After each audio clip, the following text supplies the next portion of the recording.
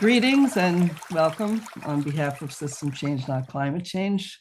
I'm Maura. System Change, Not Climate Change is a loose network of people and groups, mostly in Turtle Island, that is North America. We're dedicated to eco-socialist, anti-capitalist principles and practices. We hope you'll visit our website if you haven't already, and especially look at our points of unity. We hope they'll inspire you, and if they do, please think about joining us. We're more powerful together, and this feels, in parts of the world, including the United States, like the most opportune time for eco-socialist ideas to take root, when people are finally recognizing the interconnectedness of all the struggles for justice that we're undergoing, along with the environmental and climate imperatives. We've long been anticipating this conversation featuring Marisela Chávez on a topic of utmost importance to all of us: food and land, justice and power. It's a vast and somewhat mycelial title covering everything from healthy bacteria in our soils to the halls of power, where decisions are made about what we put in our bodies and who decides who can eat what and who will be deprived of autonomy over such important choices. We've hosted 2 previous webinars on the subject of food and justice, including one with R.T. Sethi a couple of years ago on the inspiring uprising among India's farmers. And now I'll introduce our host, Ethan, who will in turn introduce our special guest. Ethan recently joined System Change, having found our principles of unity to ring true to his own philosophies in much the same way as I became involved here about 5.5 years ago. Ethan is interested in questions hovering within and between the related areas of land justice, food sovereignty, agroecology, political ecology, eco-socialist political theory, and environmental ethics. Broadly speaking, how to understand the historical roots of the polycrisis we face, and how to bring about greater justice, peace, interpersonal growth, and quality of life amidst the challenges. He holds an MA in environmental philosophy from the University of Montana. Welcome, Ethan. Thank you, Maura, and greetings, everyone. I'm happy to be here. So let me introduce Marisela Chávez, who was a professor of mine at the University of Montana. She studies the relations of racism, colonialism, capitalism, and ecological damage within food systems, immigration, and migrant labor. This means, of course, that she spends time envisioning and supporting the genesis of alternative systems that are just, equitable, and accessible to future generations. As the recently appointed University of California's first Indigenous Food Systems and Food Sovereignty Advisor, Marisela Chávez is working in close collaboration with the 28 or so Native and tribal communities in Southern California in supporting existing food systems and expanding food sovereignty pathways as identified and articulated by the tribes. UC is recognizing the crimes it and the land grant system more broadly long committed against Native and tribal peoples, and engaging in a reparation process to address historical displacement, violence, and trauma. The process also involves channeling these learnings to support the visions of food sovereignty that tribes seek to materialize while they develop alternative political economies. All right, and with that said, let me launch into the first question for Marisela. So, a little brief context. Too often, people place a conceptual wall in their minds between social injustices and ecological harms. And yet, food systems are the perfect merger of these 2 realms.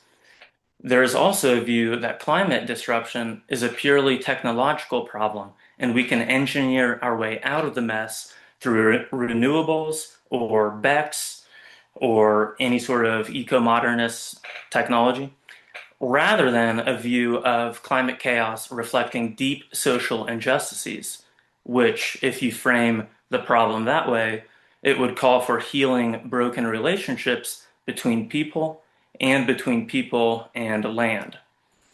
For example, those who are most responsible for driving climate disruption and ecocide emerged from the same European colonial lineage that transported enslaved African people to Haiti to work monoculture sugar plantations, which replaced the island's diverse ecologies so that the European mainland could be flooded with sugar and the plantation owners enriched.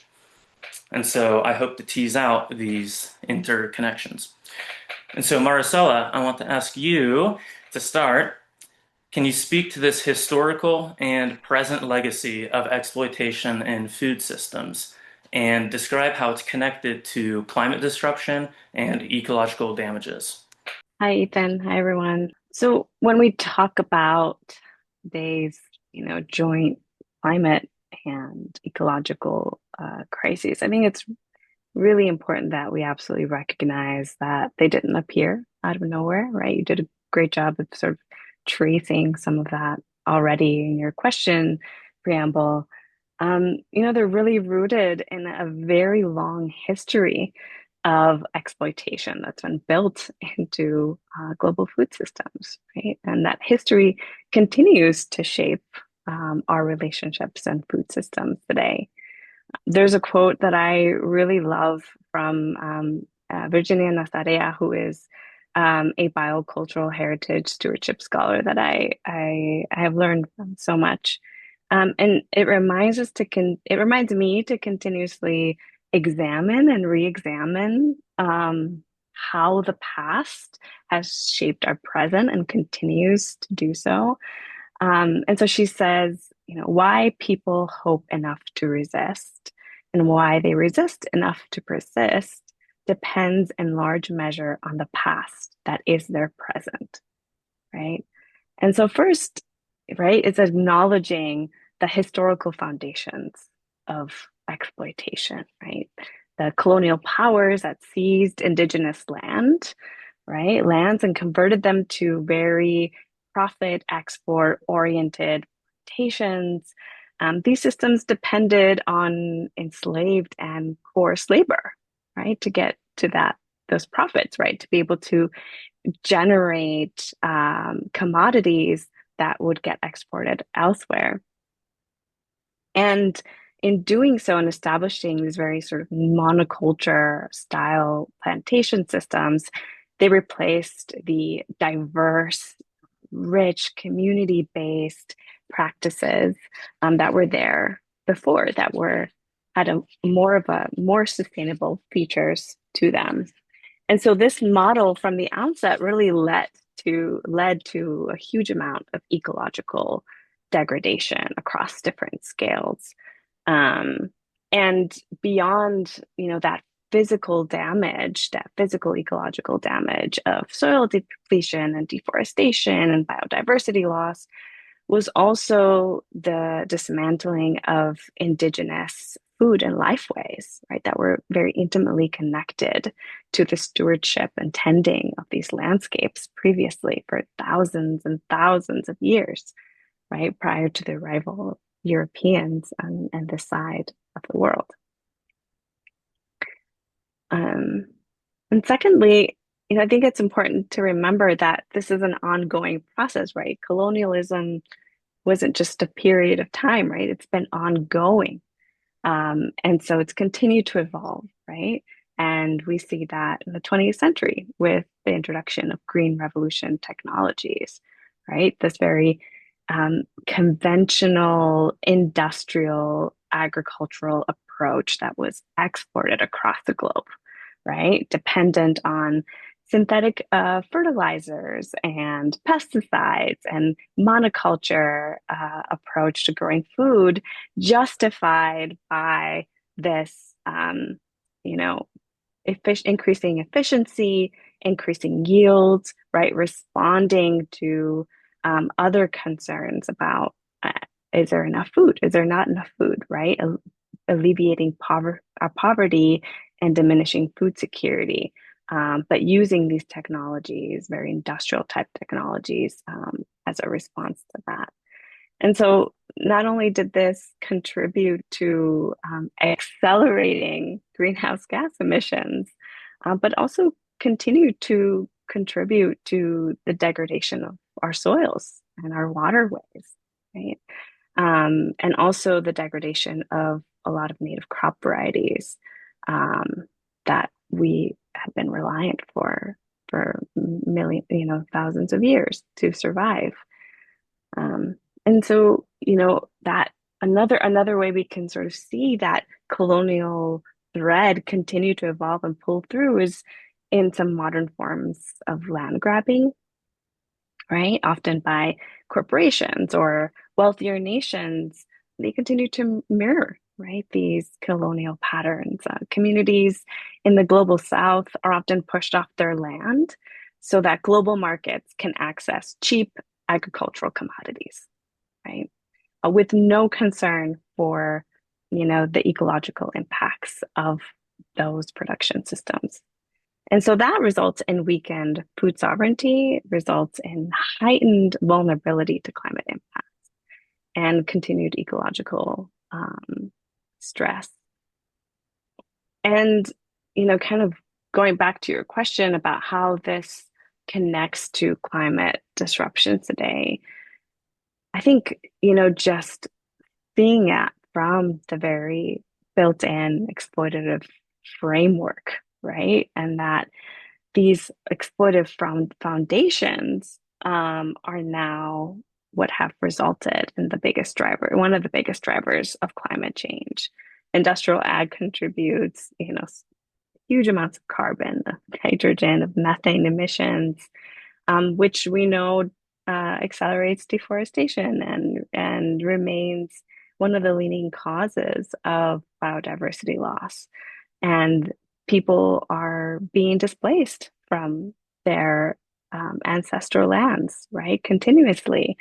And this includes indigenous peoples, it includes other colonized populations, it includes racialized laborers, right? And so then they become some of the most exposed to extreme climate impacts. So really, the past is not the past, right? The past is the present, and we see that the ecological damage and climate disruption that we are facing today are direct consequences of food systems that were designed around exploitation and extracting labor, extracting wealth, extracting resources, extracting knowledge. And so any real serious climate solutions really have to address the social and historical inequalities that have been embedded in this system in the first place and the systems that created them. And we see that in the demands of the people who have been directly harmed, right, in the way that they are organizing today. That quote that I referenced earlier by Virginia Nazarea, she's talking about seeds. And there's the very material reality there about seeds, but there's also a lot of symbolism and people continuing to resist and persist by continuing to steward their biocultural heritage, their seeds, right? That are the physical representation of, thousands of years of practice and relationship. And in doing so and continuing, to save seed and to share that knowledge and share that practice and revitalize that, they are very much directly challenging the past and present multi-layered structures of colonization and globalization and neoliberal capitalist policies that have impacted those very relationships to seeds, land, and in each other that they are revitalizing and defending now. Great. Thank you, Marisela. And I just want to highlight again, I think it's really important that how we frame the problem informs the solutions that we put forward. So is climate chaos just an energy problem, too much fossil fuel use, or is it a legacy of exploitation? And then also, I think it's important that view of time, is the past some distant thing? And, humanity has progressed and we're, morally superior than 300 years ago and, the height of all that violence. Or a different view is the past interwoven into the present in neo-colonial ways, which, of course, I think the latter is the case, and we should recognize it. So I want to transition to another question. I want to ask you about the US-Mexico relationship around food systems and the dynamics of immigration. People everywhere feel a sense of home or of being embedded in a place. That's just a natural part of the human experience. And they often only migrate when faced with economic hardship and desperation. And yet, such economic hardship is often not a random or neutral thing. It's the result of deliberate policy choices that advantage some and disadvantage others. And so I want to ask you, looking at the last 30 to 40 years of neoliberal globalization, can you describe how US trade policies like NAFTA have disadvantaged Mexico, how it drives immigration to the US, and then how migrant farm workers are exploited and scapegoated? Yeah, so this is a topic that hits pretty close to me. I'm a daughter of immigrants and have um, a migration story, in my family that I have continued on in my own movings about because, you mentioned people migrate often out of desperation or hardship, but there's also a lot of other reasons why people migrate, and I think it's important to pay attention to that as well. My great uncles first came to the US as from Mexico as braceros in the 1940s to work in the fields in the 40s and 50s. And then my parents later immigrated in the 1970s, beginning in the 1970s. And so, what has been interesting for me personally um, is being able to trace from their stories and their lived experiences on how certain patterns of dehumanization and labor exploitation have continued to persist in our food and farming systems today. Um, but, digging further back, right? People have been migrating across this region, what is now known as the US Mexico borderland, border region, um, for millennia, right? It's not just a decades old phenomena. It's been something that's been happening in accordance to changing seasons, to food sources, familial ties, community ties, trade routes, lots of other things. So it's been, I would just want to remind us that migration is a natural human pattern and response across our history. And it's something that, regardless of where you are from, you probably have a migration story in your lineage somewhere. But what's different about the last 30 to 40 years in, the context of the US and Mexico specifically, I think are the ways that US driven neoliberal trade policies like NAFTA and its current iteration, the USMCA, have helped create the acute migration pressures that people argue about so much, right? So when NAFTA came into effect in 1994, it opened Mexico to a flood of heavily US subsidized corn. We're talking about prices well below 20 to 30% of domestic Mexican maize production costs, right? That's a really huge difference. And the impact was pretty large, right? Especially to people living in rural communities whose livelihoods were dependent on maize production, right? And so we see, you mentioned before, like people respond out of, impacts to their livelihoods, right? To migrate, right? And that is a really that's a really big pressure. And, a lot of studies from economists, other researchers showed that in the first 10 years after NAFTA, right, from the period of 1994 to 2004, it wiped out at least a minimum of a million agriculture related jobs in Mexico, right? Because farmers, rural, smallholder family farmers in Mexico just really couldn't compete with the kinds of funding, the subsidies that U.S. agribusiness, could depend on, right, to be able to export corn into Mexico. And so when people lose their livelihoods, that is one migration pressure. They don't just stay put, right? They move. It's what we've done for forever. And so a lot of migration data has shown that while there was a pretty consistent pattern, right? And over time, depending on geopolitics and all sorts of other issues, both in Mexico and in the US, there's always been migration. But there was a pretty sharp rise after NAFTA, particularly by folks who came from very rural areas, right? Very maize-dependent livelihoods. And, kind of to make things worse, NAFTA didn't replace those lost jobs as, it was architectured supposedly to do.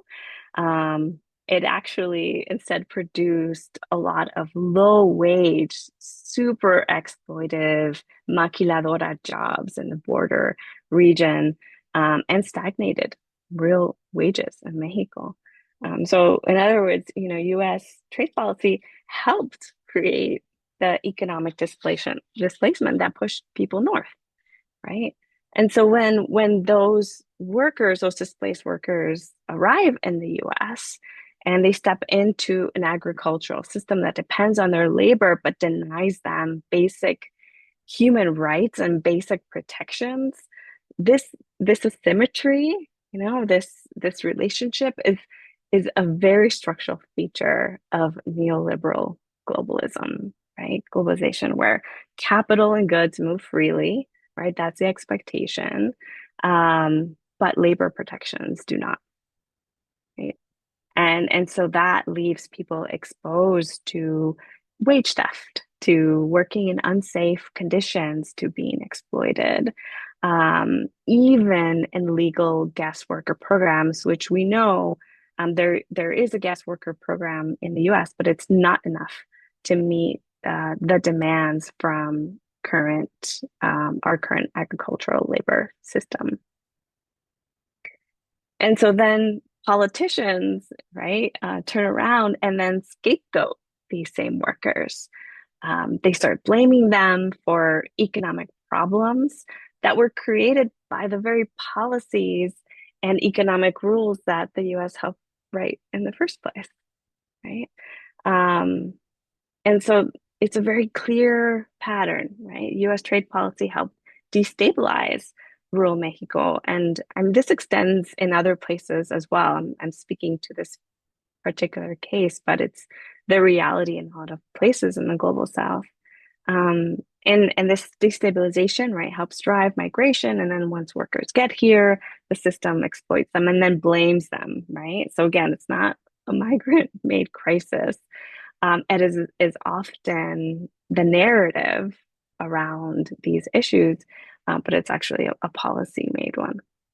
Yeah, I appreciate that, and I totally agree, and I thank you for that correction that we should view migration as a centuries old, millennia old, also part of the human experience. And of course, the supreme irony right now is that European migrants who didn't want to coexist with the people already living in North America are now becoming defensive over the turf and enforcing, who can come and not come here on land that was not originally theirs. So it is quite incredible. And yeah, white supremacy underlies a lot of that as well. So But another question, and I think it's important to, if we're going to get into the diagnosing of how these Mm, problems function and what's wrong, we also need to talk about how they could be different and better. Um, and I'm especially curious about if there could be a mutually beneficial food policy or relationship between U.S. and Mexico. A lot of the problems in the world, I think, stem from zero-sum thinking, believing mm. that, someone will be advantaged and someone else will be disadvantaged. But yeah, I'm interested in exploring the mutually beneficial spaces. So, so with that said, my question to you is how could the US Mexico relationship look different? Are there mutually beneficial policies that would allow fair trade between the two or promote food sovereignty within each country? Yeah, if you can just speak to what that would look like. Yeah, so our current, the current, US Mexico relationship around food has been one that is primarily dictated around commodity exports and imports. Um, so I think what there really needs to be is more of a shift towards a partnership or collaboration that is much more balanced in terms of addressing regional food security and ecological resilience, right, and fair labor standards, right? These, three aspects are really lacking in current relationships and trade agreements. And so I think that would look like, re um, imagining trade policies or creating new trade policies that reduce volatility for small producers and protect local markets from things like sudden import surges, things like that.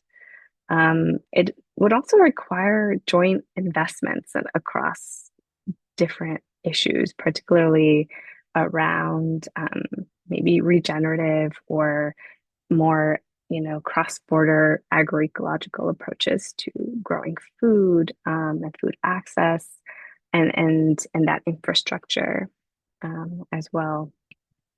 But I think, one of the issues kind of coming back, from that last question that you asked me is also about labor and migration arrangements that need to be seriously reevaluated and perhaps recognizing, seasonal farm work as a shared, regulated economic activity rather than something that's ad hoc and puts people right in really vulnerable situations.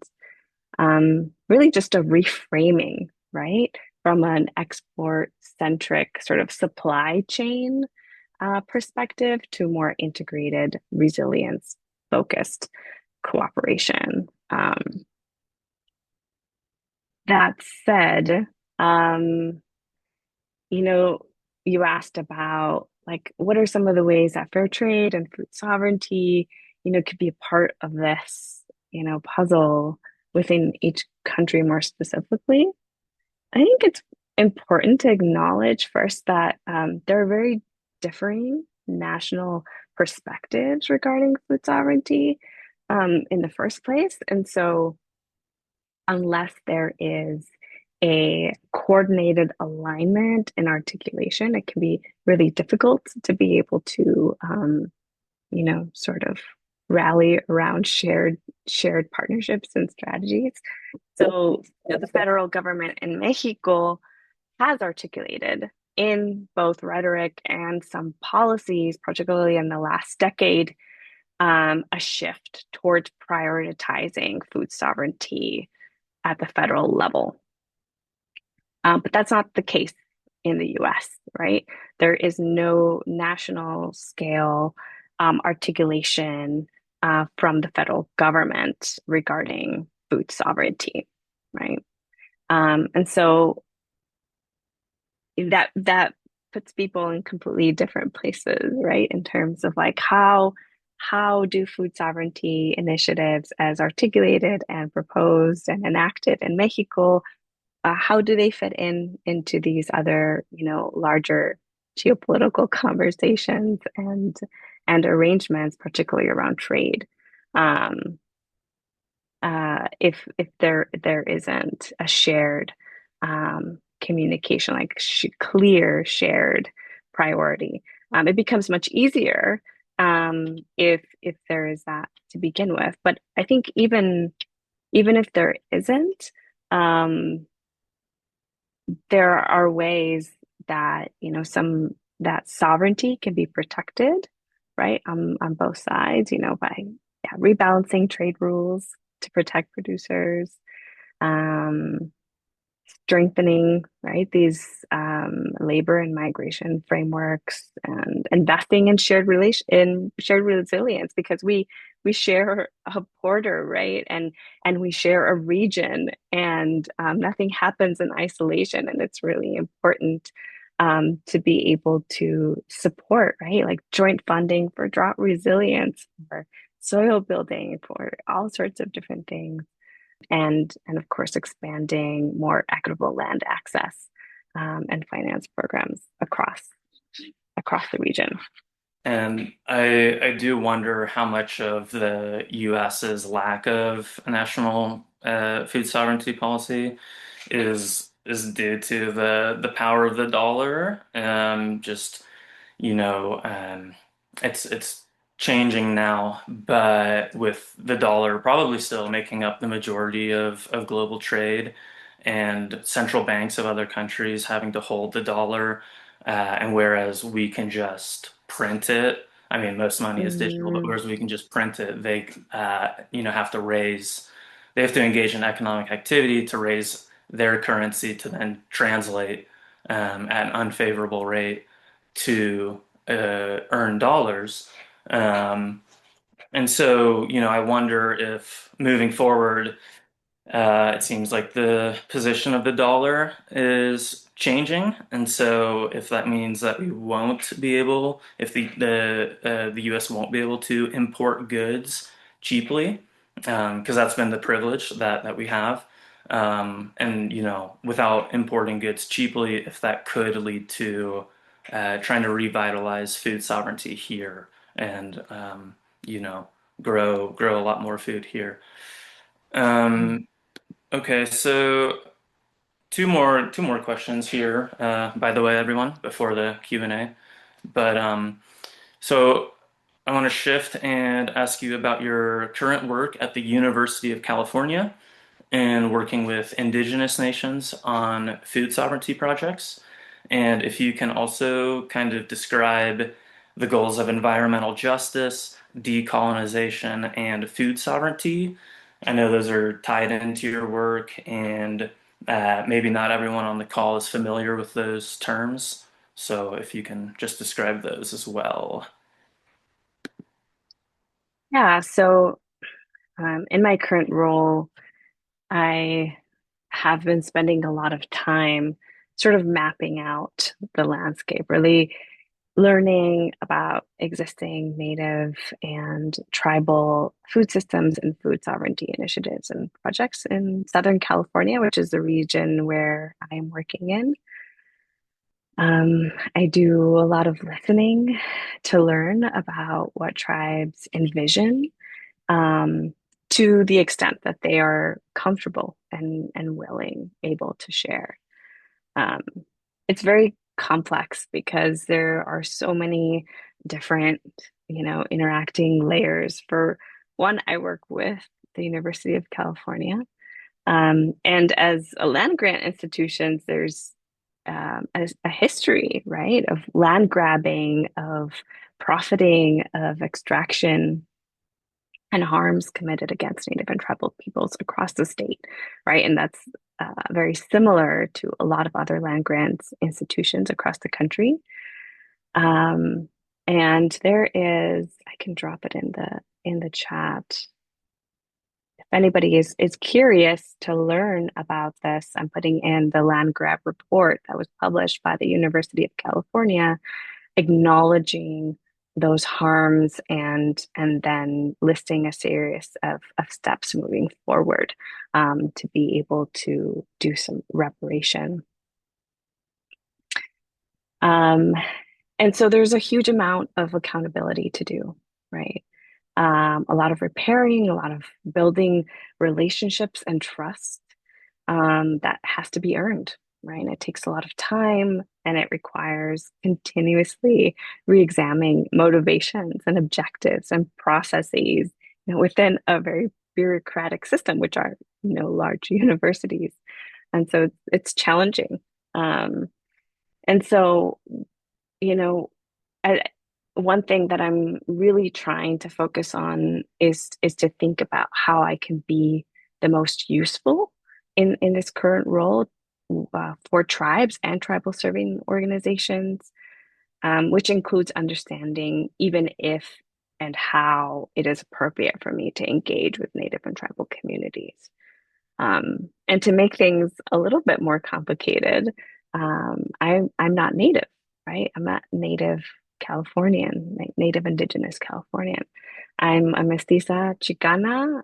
It means that on the one hand, part of my ancestral lineage is tied to those histories of colonialism and violence that have displaced Native peoples from their ancestral lands. And on the other hand, some of the very early Chicanx identity narratives of belonging and injustice were rooted, right, to the continued displacement of Native peoples, right, of sort of shifting the focus, right, to the injustice of the Chicano people experience. Yeah, early in the Chicano movement, the and we still hear some of this today. I feel like there isn't enough acknowledgement of this narrative and how damaging it can be. But this narrative of this was Mexico, right? This was land that was stolen from Mexico by the U.S. Empire. We were here before it was the US, right? The border, we haven't crossed the border. The border has crossed us. We're at the margins. We're oppressed, right? And all of this there's a lot of validity here, but it's really important at the same time. We can't deny the racism. We can't deny the violence that Chicanx Mexican American people have experienced. But it's really important to critically deal with the fact that before Mexico gained independence from Spanish colonial rule, this was land that was inhabited, stewarded, tended by Native peoples for millennia, right? And that the conditions of Native peoples did not improve when Mexico gained independence from Spain, right? They didn't give land back to Native peoples, right? That colonial pattern continued on through then U.S. occupation, right? And so as Chicanos, we have to make sure that we're not superseding one injustice with another, right? That we're treading really carefully and navigating and understanding our individual relationships to power and privilege and land and indigeneity. And it's, yeah, a very personal experience and one that it's really important for me to continue thinking about, especially because I'm working with Native and tribal peoples. I really like Gloria Anzaldua's, she was a founding Chicana feminist, her embrace and teaching of Nepantla, which is this kind of defined as an in-betweenness, right? Recognition of sort of living with very multiple, perhaps conflicting identities, particularly and cultures, particularly for people along borders, right? Where there is a lot of this conflict, and sort of a lot of injustice stacked over another and muddled within. And sort of this ambiguity, she says, and the state of transition, right? This nepantla that we live in as Chicanos, can be really, really painful, right? But it can also help us shape resistance and think about transformation in more creative ways. And so this is something that I think about a lot, especially occupying this space of working with Native and tribal communities within this really large bureaucratic system with this really violent history, against Native and tribal people. Like, what is my role, right? My role, as being more of a bridge builder, perhaps. Um, and these terms that you mentioned before, they're all fundamental, parts of transforming food systems, um, food and land systems, right? Environmental justice and decolonization and food sovereignty, and they get thrown around a lot and are important, yeah, to definitely really understand the different ways that, um, they are used to be able to think about solutions, right? And empower communities, to be able to organize. They're very well defined frameworks. They're not just like slogans that I get thrown around. And so I'll just kind of like very briefly try to bring, tie it together with some of this work, and that, I think environmental justice really identifies who and what has been, harmed, and demands fairness, right? Decolonization explains why those harms exist and calls for structural repair. And food sovereignty really lays out, that how communities can regain control over their food systems in ways that are culturally grounded, in ways that are ecologically sustainable, and, more democratically, governed. Great, thank you for that. And so to follow up, I want to ask you about your theory of change. So when we try to transition from harmful systems to life nourishing ones, there's sort of multiple stages.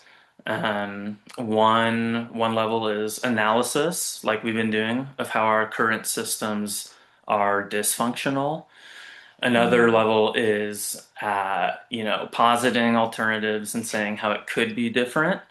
But then the big question is, yeah, strategy or your theory of change. So how to get there, how to bridge our present reality to where we want to go. And I think that's the most interesting level, because right now it's very apparent to a lot of people in the US that we need a different economic model. It's not serving the majority of people, and things probably can't change until enough people are behind it. And now that inequality is so great and the material conditions are there, that is waking a lot of people up to realizing that we need a new model. So that's good, but now the question is still ahead of us. How do we change? How do we get to where we want to go? So with that said, my question to you is, um, how do you describe your vision or strategy or theory of change for realizing environmental justice and food sovereignty? Um, and if you want to comment on taking an electoral approach or non-electoral, maybe more grassroots, effort, or if there's a certain scale as well, community scale, bioregional, nationwide. So those are some thoughts I have, and I'm curious what you think about it. Yeah, I'm still learning, right? I'm still learning and observing and engaging uh, with people and organizations and communities that there have proposed a lot of really incredible models. They're out there.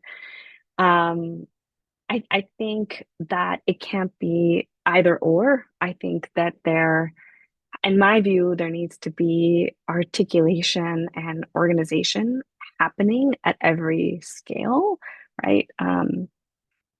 From, the very community-based scale, connecting to, more of a bioregional approach, um, but definitely incorporating decolonial and structural reforms, right? To be able to address the exploitation and dismantle the inequities that are currently existing in our food system. And, they're just a connective threat, right? That are impacting everything else. And so, um, we have to connect to policy making, policy building, right? And challenge those spaces so that there's more just governance happening, right? And that there are people who can spearhead that. So really essentially, I guess my theory of change would center something along the lines of like community bioregional food systems with, decolonial and structural reforms. But I want to, draw some examples to sort of help ground that, like in terms of how I'm continuing to learn and engage in this space. And I mean, I look to Indigenous scientists like Jessica Hernandez, who's written Fresh Banana Leaves and Growing Papaya Trees, who make very clear connections between the importance of supporting Indigenous-led food systems and climate solutions because of the knowledge and relationship that has existed for such a long time. And it's there. Um, and in that, Indigenous knowledge stewards like Robin Wall Kimmerer and Rowan White, who name the kinds of cultural severance that Native peoples have experienced and the resulting ecological and community degradations, right? But also offer pathways towards forward towards hope and healing and rematriating real tangible examples about the power of rematriating seeds and knowledges, right, and relationships. um, I'm consistently inspired by the folks like those at Soul Fire Farm, for example, who and the spaces that they create and the spaces that they show up to, really demonstrating that food can be grown in a way that is healing the historical trauma and violence experienced by BIPOC communities, right? It can be done, right? And they have been incredible teachers and leaders in that space.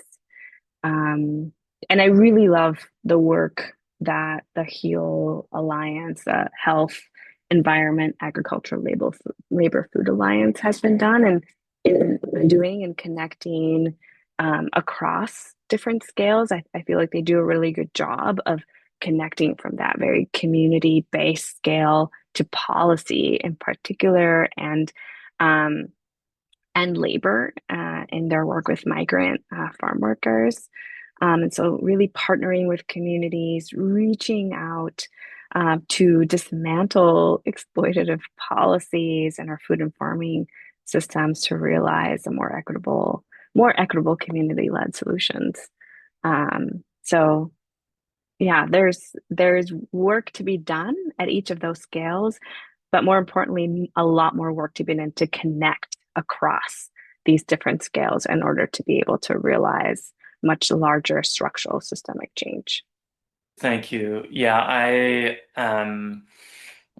I myself think that that primarily it has to come from communities, then networking, as you said, with others. That a lot of these solutions have to come from civic society primarily, and if they then there's enough pressure that it translates into policy changes, and that's great. But instead of trying to lobby our representatives who appear quite corrupt at the moment to help us out from the top down, I personally am more in favor of building the structures from the bottom up. Mhm. And so I'll give one example too, real quick, that I find inspiring. The Coalition of Oregon Land Trusts in Oregon, obviously, has formed what they call the Land Justice Project. And it's basically maybe 30 land trusts in the state working with tribal communities to either return land or return access to land so that they can at least steward that land. Um, and I believe they also have a fund going to buy land to then rematriate to those tribes. So that is like super interesting to me, and I think an example of people, civic society, rather than policymakers leading the charge. So yeah, okay. Well, thank you so much, Marcella. We're going to move to the Q&A. The first question that came is about water. And it is, you can't really talk about food without talking about water. And we didn't really touch on that yet, but given the drying of North America from the Mississippi West, especially, and the fight between the United States and Mexico over the Rio Grande and other waterways that are being taken by the northern country, despite pacts and treaties that were supposed to be shared. I wonder if you could talk a little bit about the water situation, how tribes are responding to it, and how you think that works in with the food justice and food sovereignty movements. Yeah, I mean, absolutely. Healthy soils, right, and healthy watersheds are are instrumental in order to be able to have more just food systems, right? To be able to grow food to begin with. Um, and along with land grabbing, claiming of water rights or access or not access to water rights is a really big issue, right? And the fact that people can buy water rights, and there are policies in place that support that. Um, I haven't spent a lot of time really looking at the specific uh, policies and dynamics around water across the U.S., Mexico, other than those, related to the Rio Grande or the Colorado River, for example, and those agreements. But in particular, for Native and tribal communities here in Southern California, it's a little bit complicated, as well as in other regions because of some of those water rights, right? That folks were able to buy when they acquired property, and even for some areas that are inclusions or private land holdings within reservations that come with water rights, and so then therefore limit tribal access to water to be able to grow food. And this because becomes even more challenging when we start looking at some of the desert tribes, right? Because some tribes have have currently access to water. Others don't. There's just a really big disparity, and it varies, across the landscape. And others are very cognizant of like, okay, we know we have water for the next maybe 15 or 20 years. But after that, because of the way that watersheds have been disrupted, building of dams and other things to funnel water to urban areas, that water's being distributed, they won't have access to water in 15 to 20 years. And so that's definitely a part of the conversations, and bringing folks in to think through together on how to strategize, the kinds of approaches that they're envisioning, whether it is like, farms and like thinking about where that water is going to come from on a in a long-term scale, knowing that it's not going to be, and so it's not going to be dependable for very much longer, right? And so that is forcing a lot of conversations about creative alternatives, but also engaging in policy to try to change some of those existing policies. Which when water is considered a commodity that people can buy and sell instead of a human right, Yeah. that's when such problems come about. So it really becomes a much larger question than just water rights. It becomes, who gets to buy and sell something that we need to survive. Yeah. Norberto, would you like to pose that very important question yourself, or would you like to have Ethan read it? See, I shall read it. Oh, good. Good. So, um, displaced Mexican rural farmers by US-Mexico trade policies who chose not to migrate turned to growing illicit crops, creating a multi-billion-dollar empire of violence and corruption, also driven and supported by the backbone of US capitalism. How has this affected food sovereignty, social justice, and environmental justice in Mexico and Latin America in general? Um, as we see farmer lands and agricultural industries taken over by cartels to produce, though illicit, more profitable crops, which are exported to the USA, and continue to displace farmers across Latin America. Is this an obstacle to overcome as well, and perhaps an even bigger obstacle than conventional economic and trade policies, as it serves the USA to flood the US economy with cash, cheap labor, through continued displaced migration, and more importantly, for policies, a scapegoat community to exploit for political gains? Yeah, this is a really great question and one that we could probably spend another 3 hours talking about.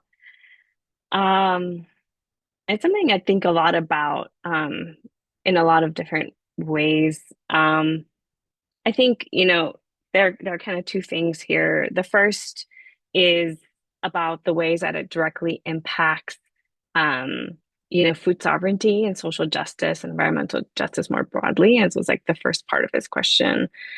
In that, right, these land areas that are being used to grow illicit crops limit um, impact that otherwise maybe availability of that land to be able to grow food in a more just and regenerative way. That's just kind of the very basic level.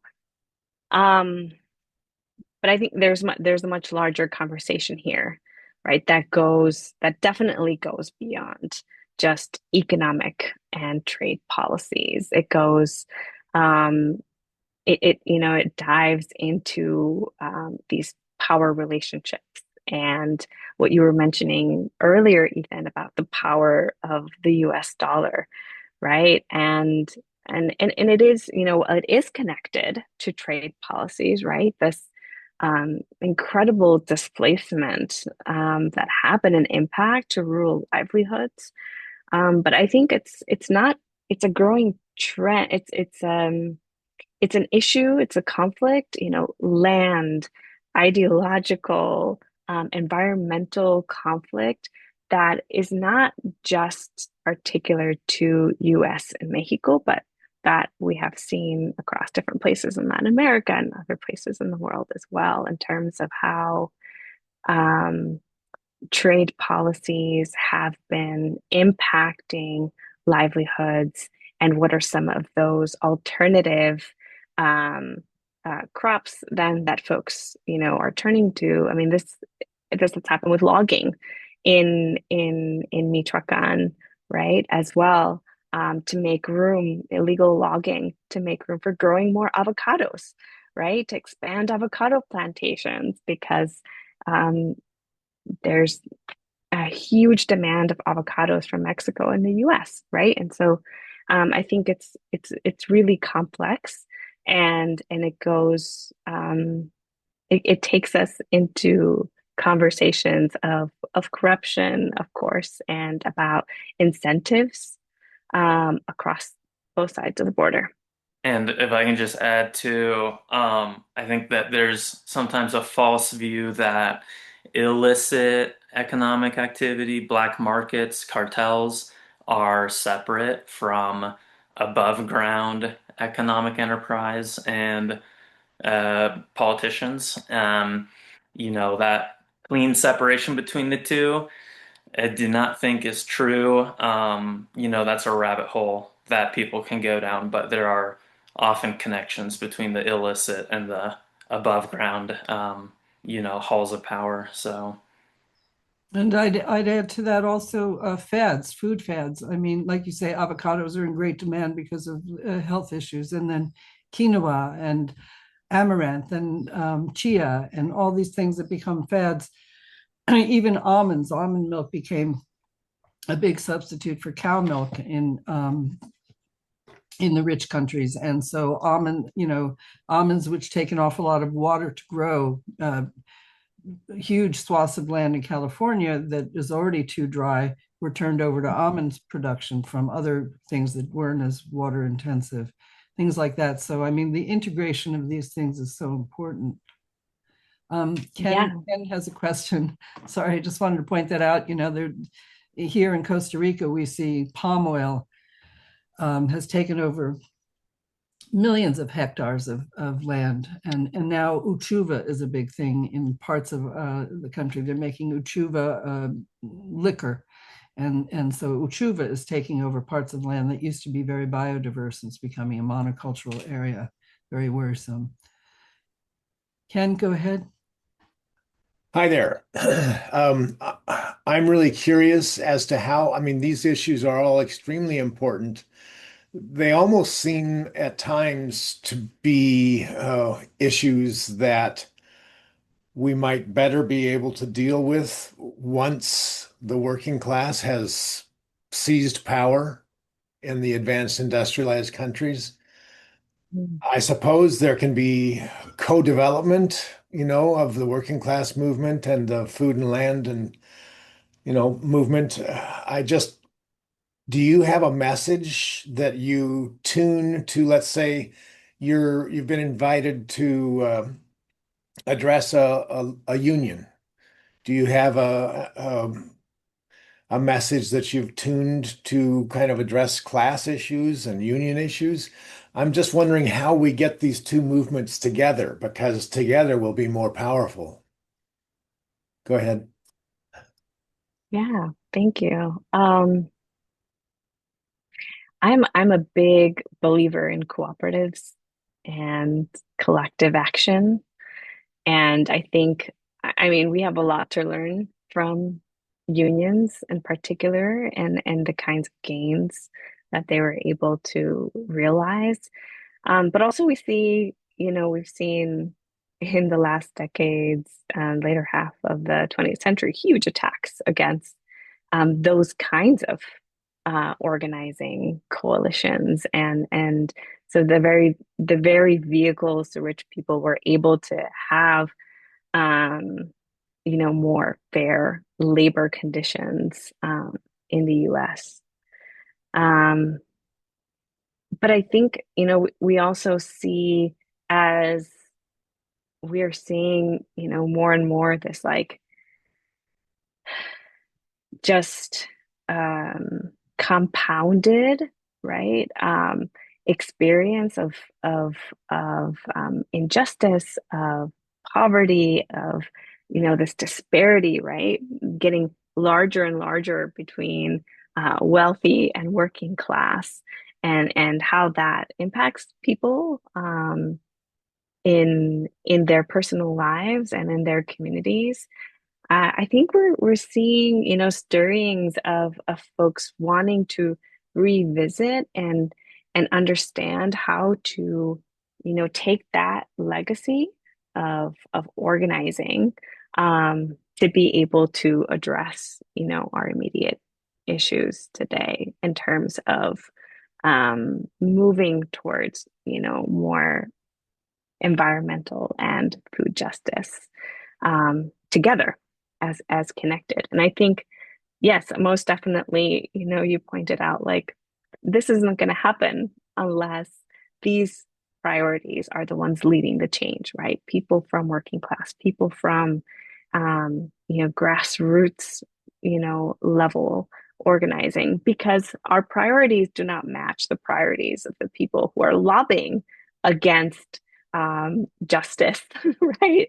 Against equal access, right? Who, well, we're thinking about how do we envision, how do we realize more equitable systems across the scale, right? They're thinking about the bottom line, right? They're thinking about personal profit and collective profit, but for a certain group of people. And so I think that's where, I sort of go back when, when Ethan asked about my theory of change. It can't be in isolation, right? We have to replace that, right? We have to rebuild, right? Construct our own tools and platforms to replace those people and that power that is currently has huge impact over determining the spheres choices that we operate within.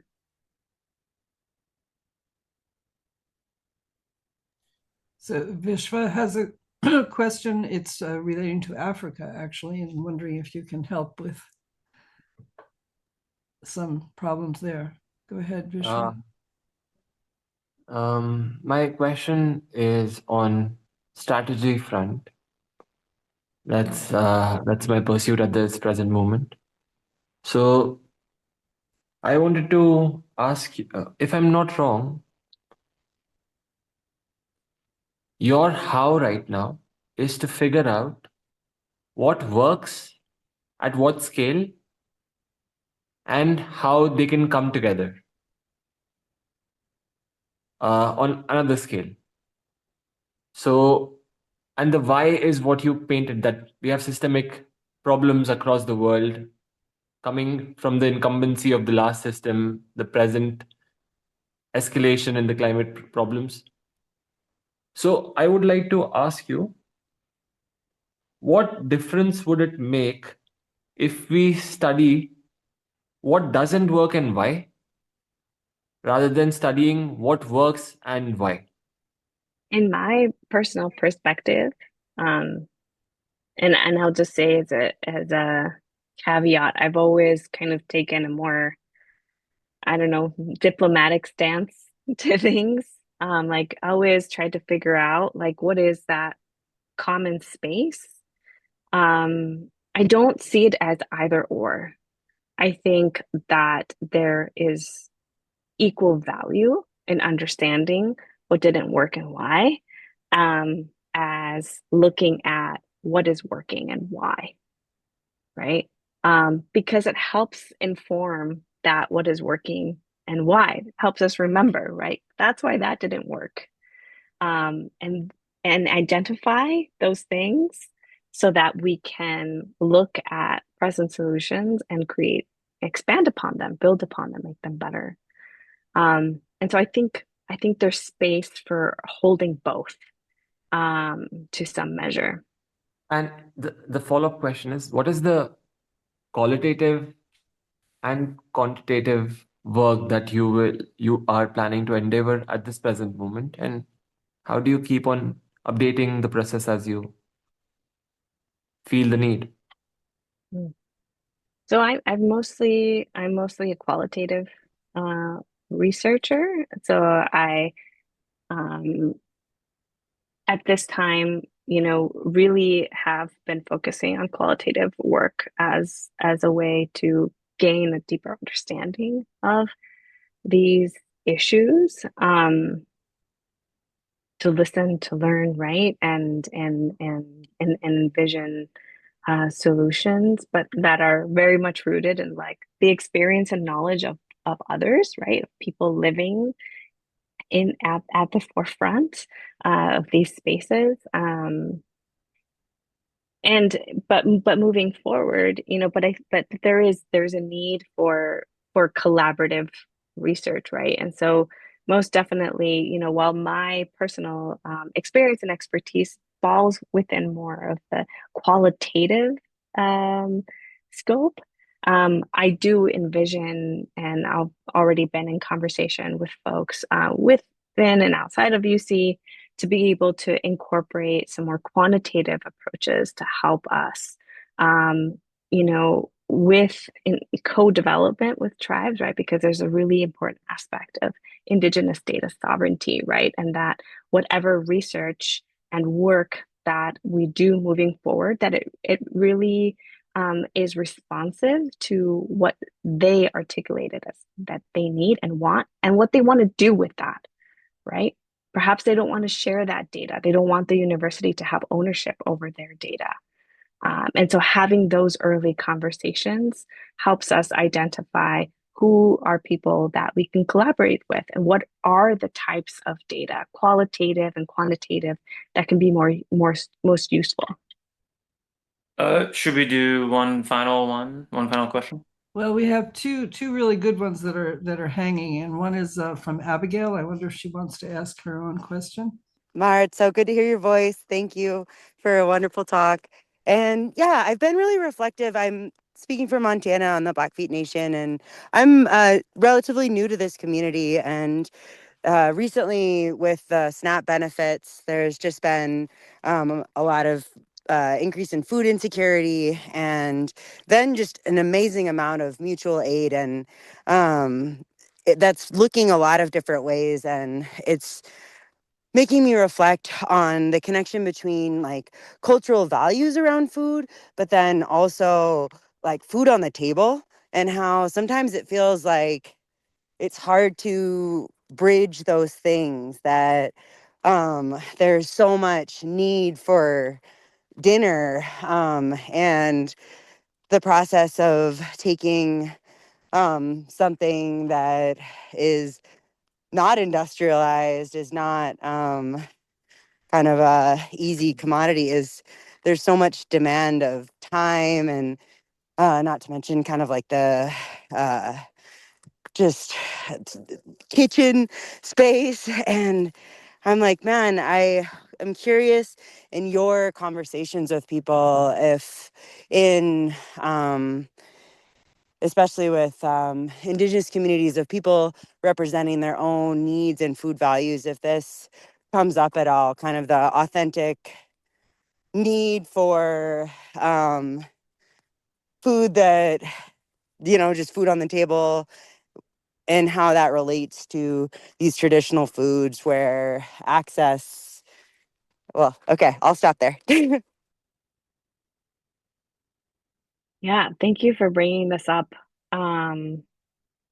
This is I think a point that can get pretty polemic because on the one hand, we have movements towards revitalizing indigenous or ancestral foods, um, for many reasons, right? As part of those greater or those much larger movements to revitalize relationships and community and language and identity, and it's all interconnected. Um, and like decolonizing diets and things like that. And so, well, some of those things are rooted in the cultural perspective.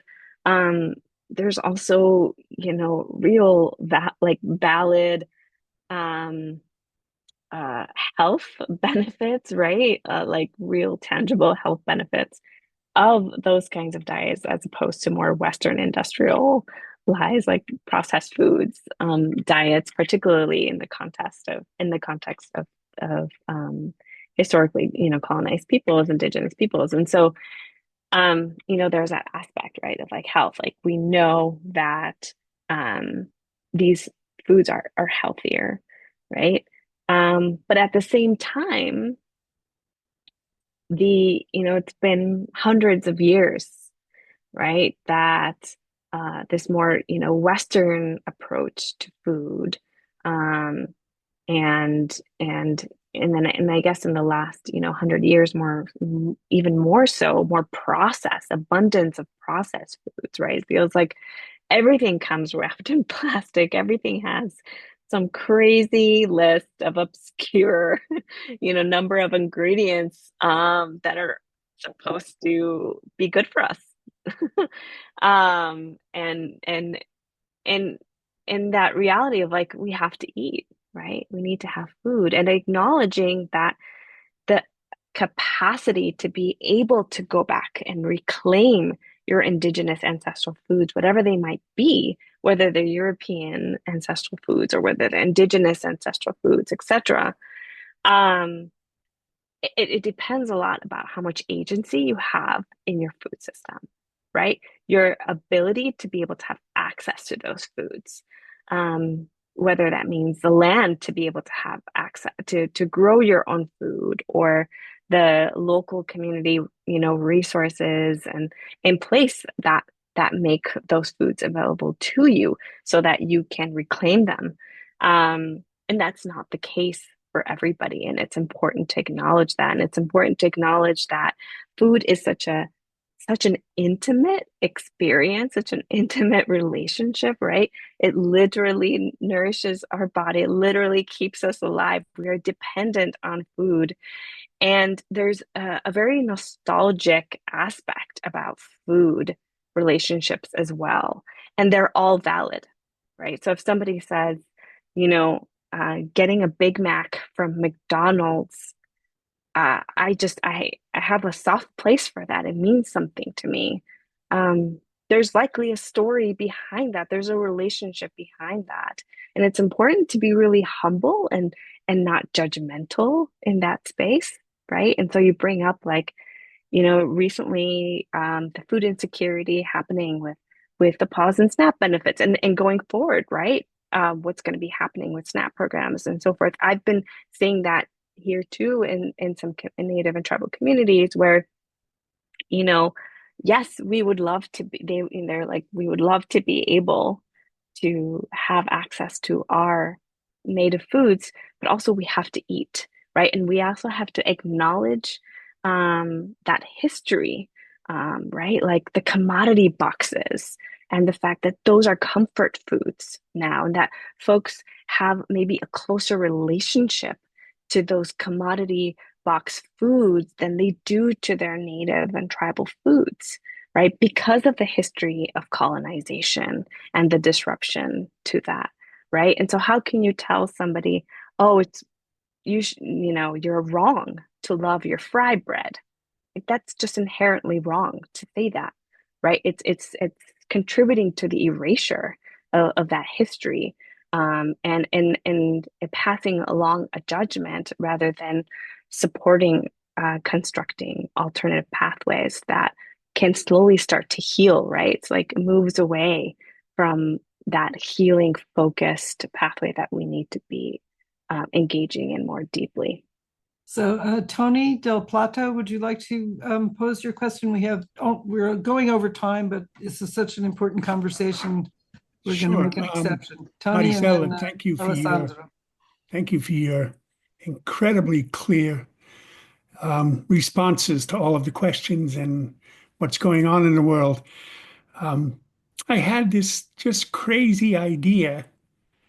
Is it realistic to advocate for a massive global back to the land movement, as happened in the US in the 60s and 70s, with guidance from native indigenous nations, organic, agroecological organizations, and institutions that educate about democratic governance?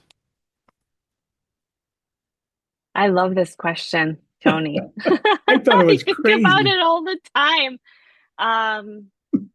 So I'm gonna answer with yes, I think it's realistic, depending on where you're coming from, right? With that caveat. Um, I'll also say, should we? Yes, absolutely. But I think the real answer is examining whether there is the willingness to respond to that, right? So we can advocate for a massive global land back movement, but it has to be met with the willingness, right? With enough of the energy to be able to actually realize it. And I think that's where I often get stuck personally, where I often feel incredibly frustrated because that's what I want to see. That's what I would love to see. And then you size it up and you see, the huge power imbalance that continue, right, to drive further and further marginalization and ecological destruction. So it's really hard to be hopeful that there would be the humility and willingness on that end to be responsive to that. But that said, we, should we continue working in that direction? Absolutely. From wherever space that we are in. Thank you. And our very last question is from Alessandra. Yeah, it says, how could we improve local purchasing solidarity groups and cooking sovereignty initiatives as strategies to spread radical, subversive food producing and sharing networks?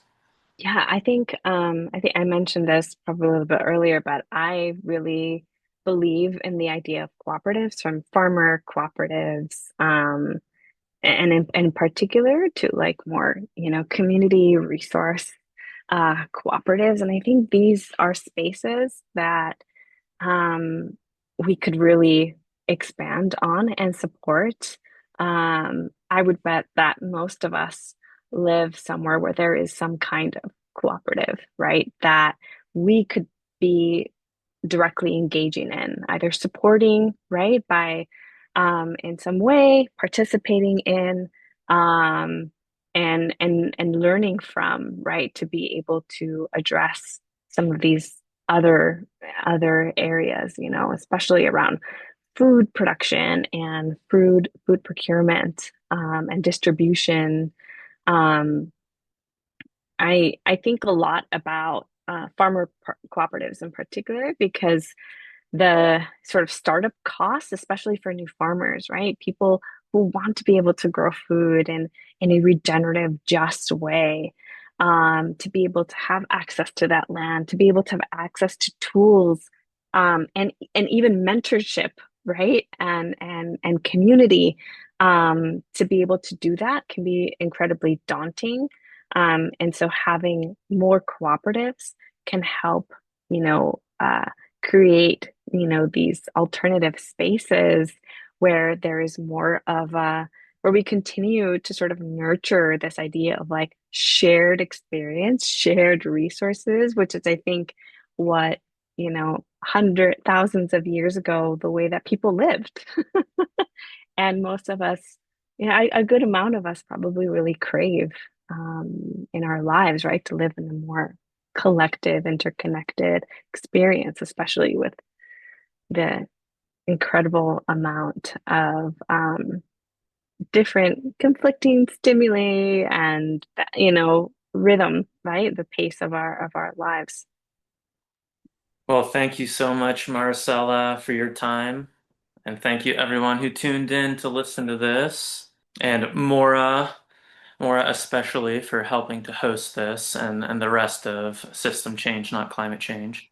Thank you. This has been a Thank real you so much. a joy to hear from you, Marisela. And I know you probably could have run a 4-year program on all these topics they're so vast and interconnected, but, and also think about, urban food movements. You don't have to live in the country to engage in community gardening and farming and food production.